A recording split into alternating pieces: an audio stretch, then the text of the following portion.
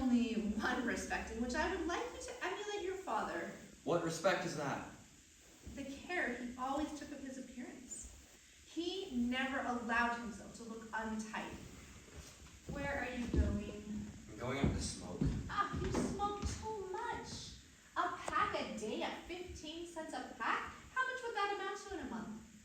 30 times 15 is how much, Tom? Figure it out and you'll be astounded at what you could save.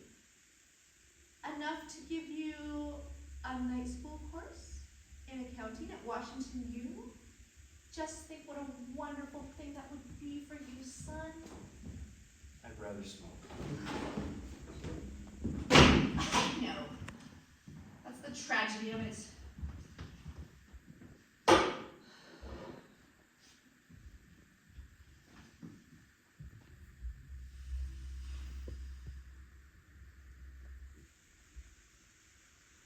Across the alley from us was the Paradise Dance Hall. On evenings in the spring, the windows and doors would open and the music came outdoors. Sometimes the lights would turn out except for a large glass sphere that hung from the ceiling. It would turn slowly about and filter the dusk with delicate rainbow colors. Then the orchestra would play a waltz or tango, something with a smooth and sensuous rhythm. You'd see couples coming out to the relative privacy of the alleyway, and you'd see them kissing and all that behind the ash pits and telephone poles. And this was the compensation for lives that passed like mine without any change or adventure.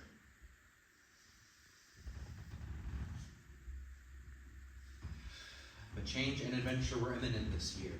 They were waiting around the corner for these kids, suspended in the mist over Berchtesgaden and caught in the folds of Chamberlains of Rome.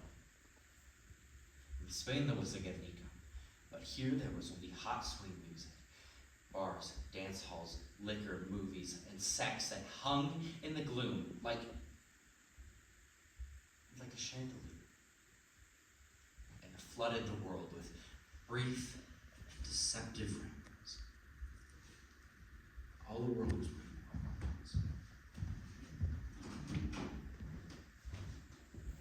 rainbows. A fire escape lamp is a poor excuse for a porch. What are you looking at? The moon. Is there a moon this evening? It's rising over Garfinkel's delicatessen. So it is. A little silver slipper of a moon. Have you made a wish on it yet? Mm-hmm. What did you wish for? That's a secret. A secret, huh? Well, I won't tell mine either. I will be just as mysterious as you. I bet I can guess what yours is. Is my head so transparent? You're not a sphinx. No, I don't have secrets. I'll tell you what I wished for on the moon. Success and happiness for my precious children. I wish for that whenever there's a moon. And when there isn't a moon, I wish for it too. Thought perhaps you'd wish for a gentleman collar. Why do you say that? Don't you remember asking me to fetch one? I remember suggesting that it would be nice for your sister if you brought home some nice young man from the warehouse. I think that I've made that suggestion more than once. Yes, you have made it repeatedly. Well? Well, we are going to have one. What? A gentleman caller. You mean you've asked some nice young man to come over? Yep, I've asked him to dinner. You really did? I did. You did, and did he accept? He did. Well, that's lovely. Thought perhaps you'd be pleased. It's definite then? Very definite. Soon? Very soon. He's coming tomorrow. Tomorrow? Tomorrow. But Tom! Yes, Mother. Tomorrow gives me no time! Time for what? Preparations! If you don't have to make such a fuss. Oh, Tom, of course I have to make a fuss. I want things nice, not sloppy, not thrown together. I'll certainly have to do some fast thinking, won't I? I don't see why you'd have to think at all. Well, you just don't know. All my wedding silver has to be polished. The Menagerie table linen ought to be laundered. Mother, this boy is no one to make a fuss over. Do you realize he's the first young man that we've introduced to your sister? It's terrible, dreadful, disgraceful, the make such a fuss about it, I will call it off. I'll tell him not to come. You certainly won't do anything of the kind. No, nothing offends people worse than broken engagements. Simply means I'll have to work like a Turk. We won't be brilliant, but we will pass inspection. Come on inside. Any particular place you'd like me to sit? Thank heavens I've got that new sofa.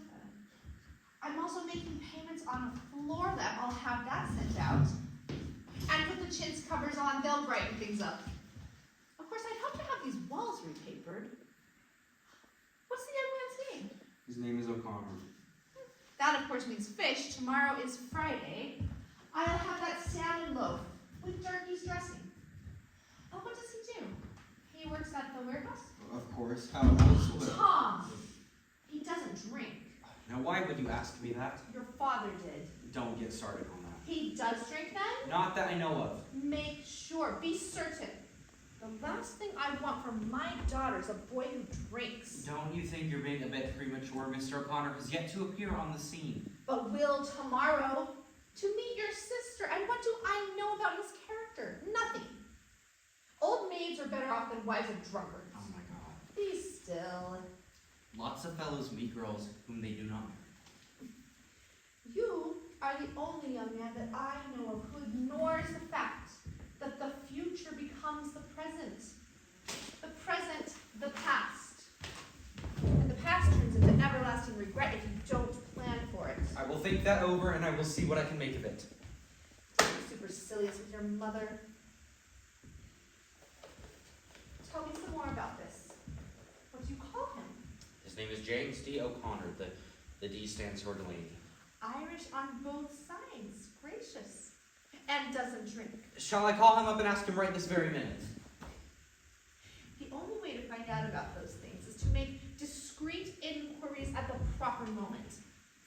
When I was a girl in Blue Mountain, and it was suspected that a young man drank, the girl whose attentions he had been receiving, if any girl was, would sometimes speak to the minister of his church, or rather her father would if her father was living, and sort of feel him out on the young man's character.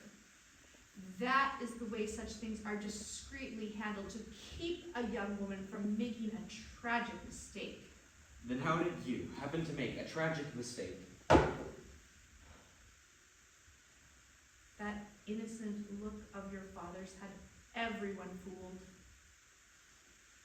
He smiled. The world was enchanted.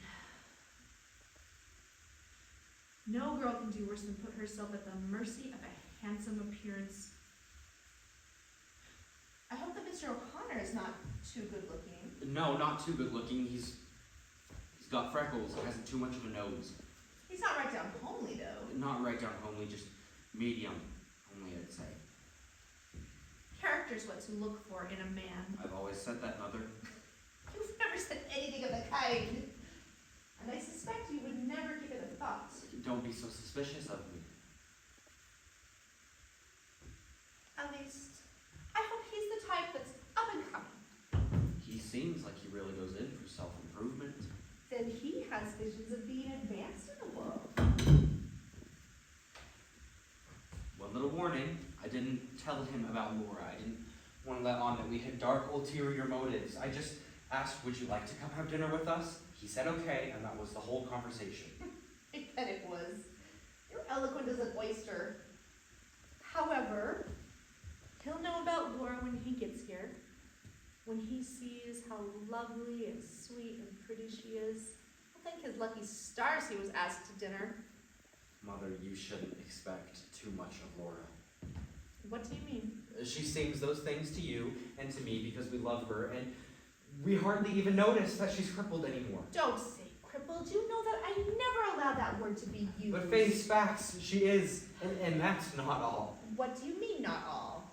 Laura is very different from other girls. I think the difference is all to her advantage. Not quite all. In the eyes of others, strangers, she is terribly shy and lives in a world of her own, and those things make her seem a little peculiar to people outside this house. Don't say peculiar. Face facts, she is. In what way is she peculiar, may I ask? She lives in a world of her own. a world of tiny glass ornaments.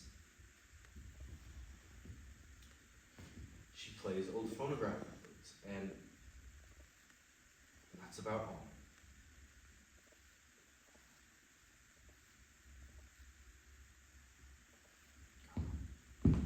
Where are you going? Going to the movies. Not to the movies. Every night to the movies!